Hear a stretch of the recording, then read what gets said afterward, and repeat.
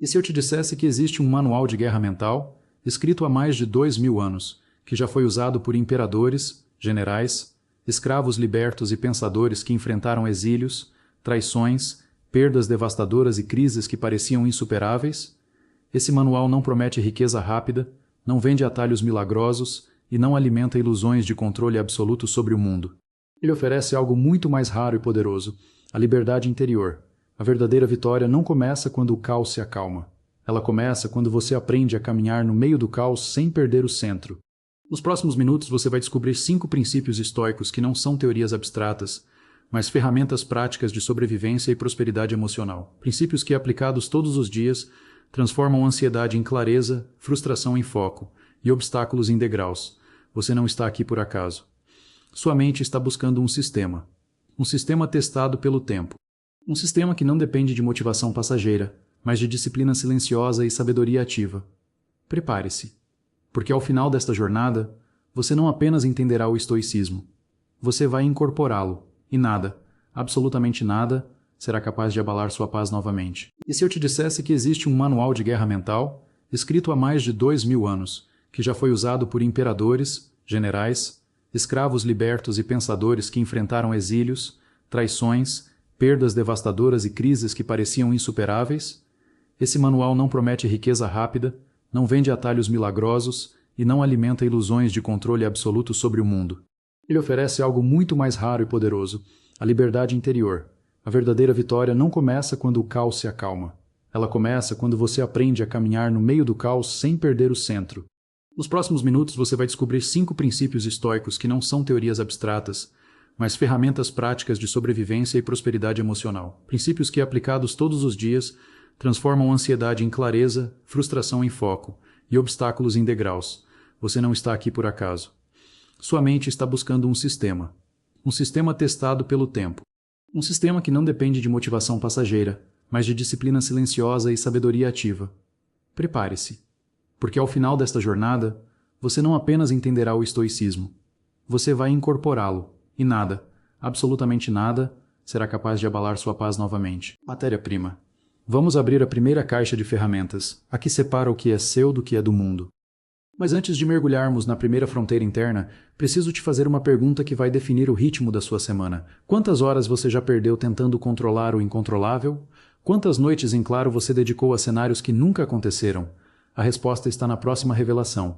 E ela vai libertar espaço mental que você nem sabia que estava ocupado. Epicteto, que nasceu escravo e morreu mestre, escreveu com uma clareza que corta como lâmina: das coisas existentes, algumas estão sob nosso poder, outras não. Sob nosso poder estão a opinião, o impulso, o desejo, a aversão e, em uma palavra, tudo o que é obra nossa. Não estão sob nosso poder o corpo, a propriedade, a reputação, os cargos e, em uma palavra, tudo o que não é obra nossa. Parece simples, não é? Mas a simplicidade é enganosa. Porque a mente humana tem um vício antigo, confundir influência com controle.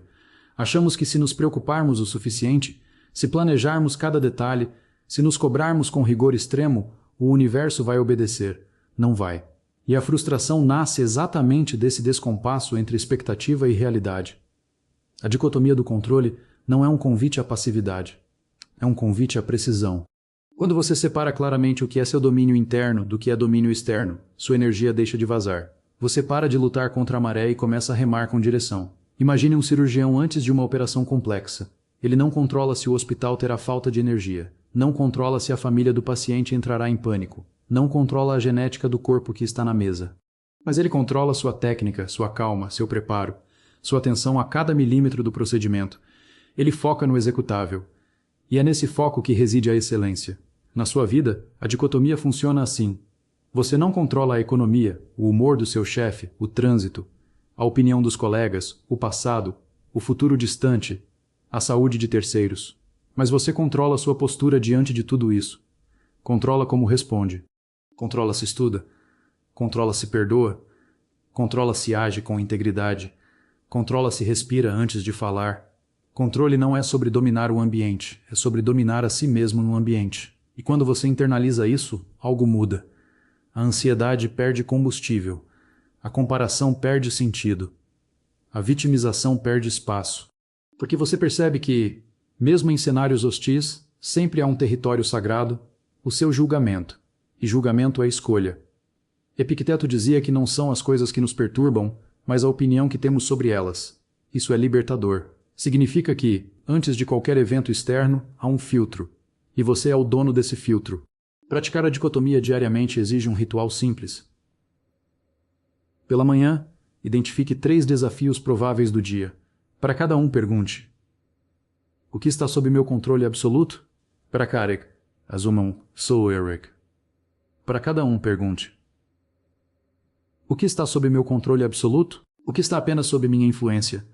O que está totalmente fora do meu alcance? Foque 80% da sua energia no primeiro grupo, 15% no segundo e 0% no terceiro. Quando a tentação de se desesperar pelo incontrolável surgir, repita internamente: isto não é meu domínio. Meu domínio é minha resposta. E com essa frase, você reconquista sua soberania. A vitória não está em evitar a tempestade.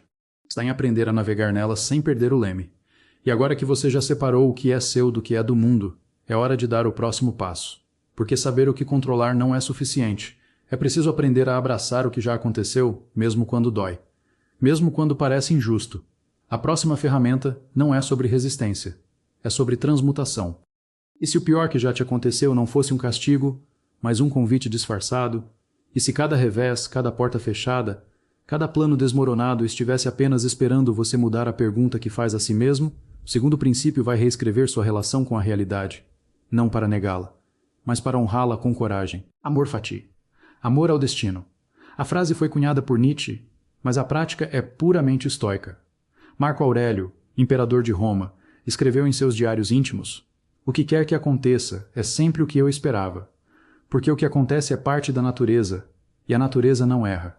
Soa extremo, talvez, mas é profundamente estratégico. O amor fati não é conformismo cego. Não é dizer que tudo é lindo quando a vida dói. É dizer: isto aconteceu. E já que aconteceu, vou extrair dele força, clareza ou lição. Vou usá-lo como matéria-prima. Os estoicos entendiam algo que a psicologia moderna apenas confirmou séculos depois. A resistência mental ao que já é real gera sofrimento desnecessário. Você não pode mudar o passado. Não pode reescrever a conversa que já aconteceu. Não pode apagar a decisão que já foi tomada. Mas pode mudar o significado que atribui a ela. E significado é poder. Quando você pratica o amor fati, deixa de gastar energia lamentando o que não pode alterar e começa a investir no que pode transformar. Imagine um artesão que recebe um bloco de madeira rachado.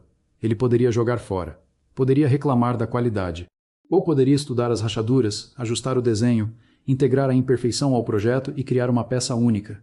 O amor fati é essa mentalidade aplicada à existência. Não é sobre gostar do sofrimento. É sobre recusar-se a ser definido por ele. Sêneca, exilado e doente, escreveu: a sorte não dá nada de graça. Tudo é empréstimo. E o que vem com dificuldade, vem com ensinamento. Cada obstáculo carrega uma semente de vantagem equivalente. Só que a semente está enterrada sob a frustração. Cavar exige consciência.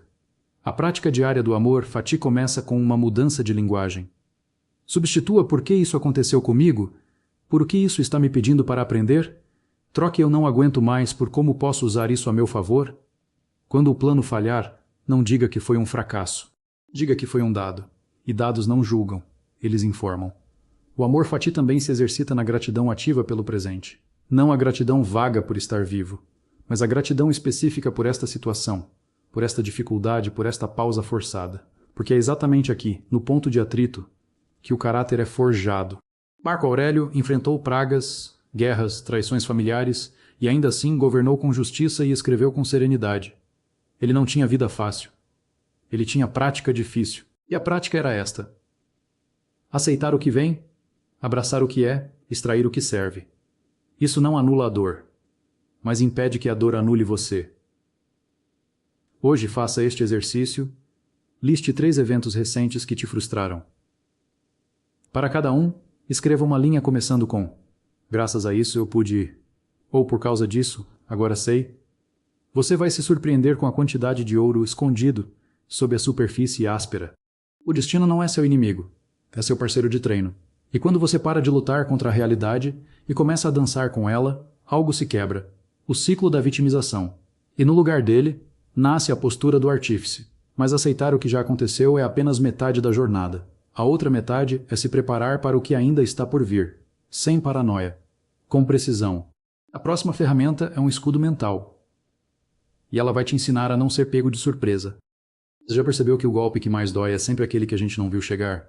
Que a ansiedade muitas vezes não vem do problema em si, mas da ilusão de que ele não poderia acontecer? O terceiro princípio não é sobre pessimismo, é sobre preparação cirúrgica. E ele vai blindar sua mente antes mesmo da tempestade se formar. Premeditatio malorum, a premeditação dos males. Soa sombrio? Talvez para quem confunde preparação com medo. Mas os estoicos sabiam o que a neurociência hoje confirma: o cérebro humano odeia surpresas. Ele entra em pânico quando o inesperado rompe a expectativa. A premeditação dos males é o antídoto. Não é visualizar o pior para se afundar nele, é visualizá-lo para se fortalecer com ele. É simular, em segurança mental, os cenários de dificuldade para que, quando eles surgirem, você não congele.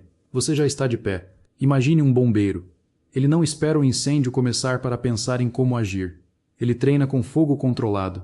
Ele conhece as rotas de fuga. Ele sabe onde está o equipamento. Quando o alarme toca, ele não entra em pânico. Ele executa. A premeditação funciona exatamente assim. Pela manhã, antes de iniciar o dia, reserve 3 minutos. Feche os olhos. Respire. Pergunte-se: o que pode dar errado hoje? Um imprevisto no transporte? Uma cobrança inesperada? Uma conversa difícil? Visualize cada cenário com calma, não com drama, com clareza. E então, para cada um, defina sua resposta ideal, não a reação impulsiva. A resposta escolhida. Se o cliente cancelar, eu agradecerei e usarei o tempo para adiantar o projeto B. Se o trânsito parar, ouvirei o podcast de estudo. Se a crítica vier, respirarei, agradecerei e avaliarei se a verdade é útil. Isso não atrai negatividade. Isso dissipa a fragilidade. Sêneca dizia: o homem que já imaginou o infortúnio não será pego por ele, porque a mente já traçou o mapa. A premeditação também tem um efeito colateral poderoso: a gratidão antecipada. Quando você contempla a possibilidade de perder algo, você começa a valorizar o que ainda tem: a saúde, a presença, a oportunidade, a paz. Você para de tratar o normal como garantido e passa a honrá-lo como presente. A prática diária é simples e transformadora. Use a técnica do se, então. Se X acontecer, então farei Y. Escreva. Repita. E internalize. Não é sobre controlar o futuro. É sobre não ser controlado por ele. E quando o imprevisto chegar, você não dirá: não acredito que isso está acontecendo. Você dirá: ah, já ensaiei isso. E executará com calma. Essa calma não é indiferença. É maturidade operacional. É a diferença entre quem navega a olho nu e quem navega com bússola. A premeditação dos males não tira a esperança. Ela ancora na realidade, porque a esperança sem preparo é ilusão. Preparo sem esperança é mecânica. É mecânica. Juntos, são invencibilidade silenciosa. Mas saber controlar o presente e se preparar para o futuro não basta se você não souber o que realmente vale a pena perseguir. Porque de nada adianta ter estratégia se o alvo for vazio. O próximo princípio vai realinhar sua bússola moral, e ele vai separar o que brilha do que sustenta. Você já conquistou algo que parecia ser tudo e, quando chegou lá, percebeu que o vazio continuava lá dentro? Isso acontece porque confundimos sucesso com virtude. E o estoicismo tem uma resposta radical para essa armadilha. A próxima ferramenta não vai te ensinar a ganhar mais, vai te ensinar a valer mais. E isso muda tudo. Para os estoicos, riqueza, fama, saúde e prazer não são bens nem males. São preferíveis ou não preferíveis. O único bem verdadeiro é a virtude. E virtude, aqui, não tem conotação religiosa ou moralista estreita. Virtude é excelência humana, é coragem, justiça, temperança e sabedoria aplicadas na prática. É fazer o certo quando é difícil. É manter a palavra quando ninguém verifica. É escolher a integridade quando o atalho brilha. É agir com compaixão quando a raiva seria mais fácil. A virtude como único bem não despreza o sucesso externo. Ela apenas o coloca no lugar certo, como consequência possível, não como objetivo absoluto. Quando você persegue a virtude, o sucesso pode vir. Quando você persegue o sucesso, a virtude pode ser sacrificada. E o preço é sempre o mesmo: paz interior corroída. Marco Aurélio governou o império mais poderoso da Terra. Podia ter tudo, mas escreveu: não espere uma república platônica. Fique satisfeito se progredir um pouco e considere suficiente até isso. Ele sabia que o valor de um homem não se mede pelo que acumula, mas pelo que não negocia. A virtude é o que resta quando tudo é tirado. É o que você é no escuro. E é isso que te torna inabalável. Porque circunstâncias mudam. Pessoas mudam. Mercados mudam. Modas mudam. Mas caráter, quando cultivado, é raiz profunda. A prática diária da virtude começa com perguntas simples, mas incômodas. Eu estou sendo justo com quem não pode me retribuir? Estou sendo corajoso ao dizer a verdade, ou estou sendo covarde ao silenciar para evitar conflito? Estou sendo temperante ao escolher o que me fortalece ou indulgente ao escolher o que me entorpece? Estou sendo sábio ao agir com intenção ou impulsivo ao reagir ao estímulo? Virtude não é perfeição, é direção. É corrigir a rota quando desvia. É reconhecer o erro e ajustar. É preferir o difícil certo ao fácil errado. E isso se exercita em microdecisões, no e-mail que você não envia com raiva, na promoção que você não busca pisando em alguém, no hábito que você não abandona na primeira dificuldade, na paciência que você escolhe quando o outro erra. A virtude é muscular. Quanto mais exercida, mais forte fica. E quando ela se fortalece, algo curioso acontece. Você para de precisar de validação externa, porque o espelho interno já está limpo. Você não age para ser visto, age para ser digno do seu próprio respeito, e respeito próprio é o alicerce de qualquer vitória duradoura. Hoje, escolha uma virtude para priorizar. Não todas, uma. Se for justiça, pratique-a com quem te ignora. Se for coragem, pratique-a na próxima conversa difícil. Se for temperança, pratique-a na próxima tentação de fuga. Se for sabedoria, pratique-a antes de julgar. Um dia de virtude consciente vale mais que um mês de esforço disperso, e quando você alinha sua vida ao que é verdadeiro, o ruído externo perde volume. Mas alinhar a vida ao verdadeiro exige urgência, porque o tempo não espera, e a próxima ferramenta vai te lembrar disso com doçura e firmeza. Não para assustar, para despertar. Quantas vezes você adiou o que realmente importava porque achou que tinha tempo de sobra? Quantos sonhos ficaram na gaveta com a etiqueta amanhã? O quinto princípio não é macabro. É o mais vital de todos, porque só quem enxerga o fim com clareza vive o meio com intensidade. E isso muda tudo. Lembra-te que vais morrer. Memento mori. Os generais romanos marchavam atrás dos imperadores gritando essa frase nas vitórias. Não para estragar a celebração, para impedir a arrogância, para manter os pés no chão, para lembrar que tudo é passageiro, inclusive nós. A consciência da finitude não é depressão. É o antídoto contra a procrastinação existencial. Quando você internaliza que seus dias são limitados, o trivial perde peso. O essencial ganha urgência. Você para de viver no automático. Porque o automático é inimigo do tempo escasso. Sêneca escreveu: não é que temos pouco tempo, é que perdemos muito. E o que perdemos não volta. Memento mori não é sobre medo, é sobre foco. É sobre perguntar, diante de cada escolha, se eu soubesse que este é um dos meus últimos meses, eu ainda faria isso? Se a resposta for não, você acabou de encontrar uma distração disfarçada de prioridade. A prática diária é simples. Pela manhã, ao abrir os olhos, diga internamente: hoje pode ser o último. Não como ameaça, como lembrete de honra, como convite à presença total. Quando estiver com quem ama, esteja. Não com o corpo no sofá e a mente no trabalho. Quando trabalhar, trabalhe. Não com pressa ansiosa, mas com atenção plena. Quando descansar, descanse, sem culpa, com intenção. A finitude ensina que tempo não se gerencia. Tempo se gasta. E você escolhe em quê? Memento mori também dissipa o medo do julgamento alheio. Porque quando você lembra que vai morrer, percebe que ninguém vai lembrar das suas vergonhas. Ninguém vai guardar seus erros por tanto tempo. Todos estão ocupados demais com suas próprias finitudes. Isso liberta. Você pode ousar, pode errar, pode recomeçar, pode ser autêntico, porque o prazo final não espera por quem se esconde. A prática concreta. Toda noite, antes de dormir, faça uma revisão breve. O que fiz hoje que me aproximou da pessoa que quero ser? O que deixei passar por medo ou preguiça? Amanhã, o que merece atenção imediata? Não para se punir, para se afinar. A consciência da morte não tira a vida. Ela a intensifica, porque só o que é temporário pode ser verdadeiramente vivido. E quando você vive com essa consciência, algo se alinha, suas ações passam a refletir seus valores. Suas escolhas passam a honrar seu tempo. Sua presença passa a ser oferta, não obrigação. Hoje, escolha um adiamento que já dura tempo demais. E dê o primeiro passo. Não perfeito. Real. Porque o tempo não perdoa quem espera. E a vida não premia quem hesita, mas recompensa quem age com clareza. E é exatamente essa clareza que vamos amarrar agora. Porque princípios soltos são conhecimento. Princípios integrados são transformação. Você chegou até aqui não por acaso. Chegou porque algo dentro de você reconheceu que a vida exige mais do que reação. Exige direção. E os 5 princípios que exploramos hoje não são regras, são bússolas. A dicotomia do controle te ensina onde colocar tua força. O amor fati te ensina a transformar o que já é em matéria de crescimento. A premeditação dos males te ensina a não ser pego de surpresa.